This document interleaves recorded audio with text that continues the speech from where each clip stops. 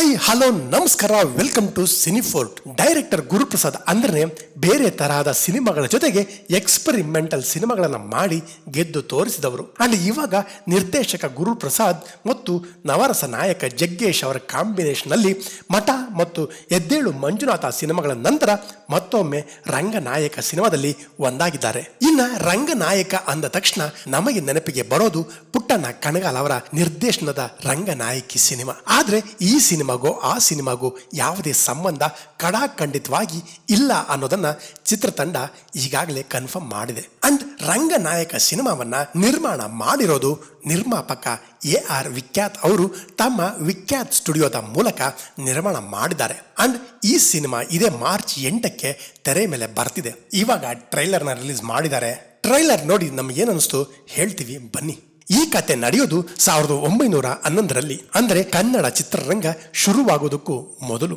ಅಂದ್ರೆ ಕನ್ನಡದ ಮೊದಲ ಸಿನಿಮಾ ತಯಾರಾಗಿದ್ದು 1934ರಲ್ಲಿ ಅನ್ನೋ ಒಂದು ಕ್ಲಾರಿಟಿ ಜೊತೆಗೆ ರಂಗನಾಯಕ ಸಿನಿಮಾದಲ್ಲಿ ನವರಸ ನಾಯಕ ಜಗ್ಗೇಶ್ ಅವರು ರಂಗನಾಯಕನಾಗಿ ಕಾಣಿಸ್ಕೊಂಡಿದ್ದಾರೆ. ಅಂಡ್ ಅವನೊಬ್ಬ ರಾಜ ಮನೆತನಕ್ಕೆ ನಾಯಕ ಆಗಿರೋ ಹಾಗೆ ಕಾಣಿಸ್ತಾ ಇದೆ. ಅಂಡ್ ಅವನಿಗೆ ಒಬ್ಬ ತಾಯಿ ಕೂಡ ಇದ್ದಾರೆ, ಜೊತೆಗೆ ನಾಯಕನ ನಾಯಕಿ ಪ್ರೇಯಸಿ ಕೂಡ ಇದ್ದಾಳೆ. ಇಲ್ಲಿ ರಂಗನಾಯಕನಿಗೆ ಮದುವೆಗೂ ಮುಂಚೆನೆ ರಂಗಮಂಚ ಹತ್ತೋ ಆಸೆ, ಆದ್ರೆ ಅವನ ಪ್ರೇಯಸಿಗೆ ಅರಿಶಿಣದ ದಾರ ಕತ್ತಿಗೆ ಬೀಳದೆ ಮುಂದುವರಿಯಕ್ಕೆ ಇಷ್ಟ ಇರಲ್ಲ.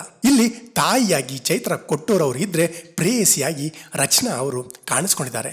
ಇವರೆಲ್ಲರ ಜೊತೆಗೆ ಗುರುಪ್ರಸಾದ್ ಅವರು ಕರ್ನಾಟಕಕ್ಕೆ ಕನ್ನಡ ಸಿನಿಮಾವನ್ನ ತರೋದಕ್ಕೆ ಓಡಾಡುವಂತ ಪಾತ್ರವನ್ನ ಮಾಡಿರೋ ಹಾಗಿದೆ. ಅಂಡ್ ಇಲ್ಲಿ ಗುರುಪ್ರಸಾದ್ ಅವರು ತಮ್ಮ ಎಂದಿನ ಶೈಲಿಯಲ್ಲಿ ಡೈಲಾಗ್ಗಳ ಮುಖಾಂತರ ಹಲವಾರು ವಿಷಯಗಳನ್ನ ಟಚ್ ಮಾಡಿದ್ದಾರೆ. ಇನ್ನ ಟ್ರೈಲರ್ನ ಡೈಲಾಗ್ ಕೇಳ್ತಿದ್ದಂತೆನೆ ನೋಡ್ತಿದ್ದ ಯಾರೇ ಆದ್ರೂ ಟ್ರೈಲರ್ನ ಮತ್ತೊಂದು ಸಾರಿ ನೋಡ್ತಾರೆ. ಹಾಗಿದಾವೆ ಅಲ್ಲಿನ ಡೈಲಾಗ್ಗಳು. ಗುರುಪ್ರಸಾದ್ ಅವರ ಬರವಣಿಗೆ ನಿಜಕ್ಕೂ ಸೊಗಸಾಗಿದೆ. ಟ್ರೈಲರ್ನ ಮೊದಲ ಸೀನಲ್ಲೇ ಉಪೇಂದ್ರ ಅವರ ಓಂ ಮತ್ತು ಉಪೇಂದ್ರ ಸಿನಿಮಾಗೆ ಚಿಕ್ಕದೊಂದು ಟ್ರಿಬ್ಯೂಟ್ ಕೊಡೋದರ ಮೂಲಕ ಉಪೇಂದ್ರ ಅವರು ಬುದ್ಧಿವಂತ ನಿರ್ದೇಶಕ ಅನ್ನೋದನ್ನ ತುಂಬಾ ಜನ ಹೊಸ ನಿರ್ದೇಶಕರಿಗೆ ಅವರೇ ಸ್ಫೂರ್ತಿ ಅನ್ನೋದನ್ನ ಹೇಳಿದ್ದಾರೆ.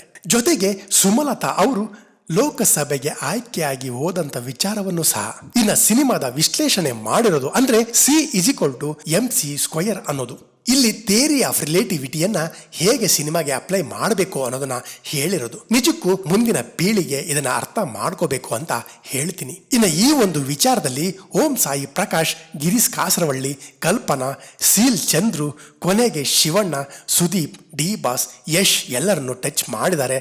ಅದಕ್ಕೆ ಆದಂತ ಟಾಪಿಕ್ನ ಜೊತೆಯಲ್ಲಿ ಇಲ್ಲಿ ಕೆಲವರ ಕಾಲು ಎಳೆದಿದ್ದಾರೆ, ಕೆಲವರಿಗೆ ಬುದ್ಧಿ ಹೇಳಿದ್ದಾರೆ. ಕನ್ನಡಕ್ಕೆ ಏನಾದ್ರೂ ತೊಂದರೆ ಬಂದ್ರೆ ಹೇಗೆಲ್ಲ ಇರಬೇಕು, ಸಿನಿಮಾ ರಂಗ ಹೇಗೆಲ್ಲ ಜೊತೆ ಆಗ್ಬೇಕು ಅನ್ನೋದನ್ನ ತುಂಬಾನೇ ಹ್ಯೂಮರಸ್ ಜೊತೆಗೆ ಹೇಳಿದ್ದಾರೆ. ಇನ್ನ ಅಲ್ಲಿ ಬರೋ ಅನೂಪ್ ಸಿಳಿನ್ ಅವರ ಮ್ಯೂಸಿಕ್ ಕೂಡ ಸೊಗಸಾಗಿದೆ.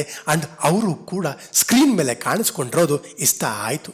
ಇಲ್ಲಿ ಮುಖ್ಯವಾಗಿ ಕೆಲವೊಂದು ಡೈಲಾಗ್ಗಳು ಗಮನಕ್ಕೆ ಬರ್ತವೆ. ಕಾಸರವಳ್ಳಿ ಪಿಕ್ಚರ್ ಅಲ್ಲಿ ಐಟಮ್ ಸಾಂಗ್ ಅಪಪ್ರಚಾರ ಅತ್ಯಾಚಾರಕ್ಕಿಂತ ದೊಡ್ಡದು, ಹನಿ ಟ್ರ್ಯಾಪ್, ಅರಿಶಿಣದ ದಾರ, ಹೀಗೆ ಟ್ರೈಲರ್ನಲ್ಲಿ ಇಷ್ಟೆಲ್ಲ ಕೇಳೋಕೆ ಸಿಕ್ಕರೆ ಇನ್ನು ಸಿನಿಮಾದಲ್ಲಿ ಹೇಗೆಲ್ಲ ಇರಬೇಡ.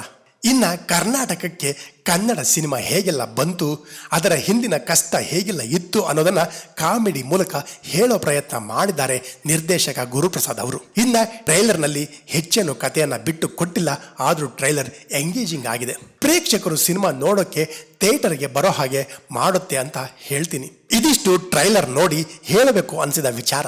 ಚಾನಲ್ನ ವಿಡಿಯೋಗಳು ಇಷ್ಟ ಆಗಿದ್ರೆ ಒಂದು ಲೈಕ್ ಕೊಟ್ಟು ವಿಡಿಯೋ ನೋಡಿ ಏನನ್ನಿಸ್ತು, ಇಷ್ಟ ಆಯ್ತಾ, ಕಷ್ಟ ಆಯ್ತಾ ಕೆಳಗೆ ಕಮೆಂಟ್ ಮಾಡಿ ತಿಳಿಸಿ. ನಿಮ್ಮ ಸ್ನೇಹಿತರಿಗೂ ಶೇರ್ ಮಾಡಿ ಸಪೋರ್ಟ್ ಮಾಡಿ ಅಂತ ಕೇಳ್ತಾ ಮತ್ತೆ ಸಿಗೋಣ ಮುಂದಿನ ವಿಡಿಯೋದಲ್ಲಿ.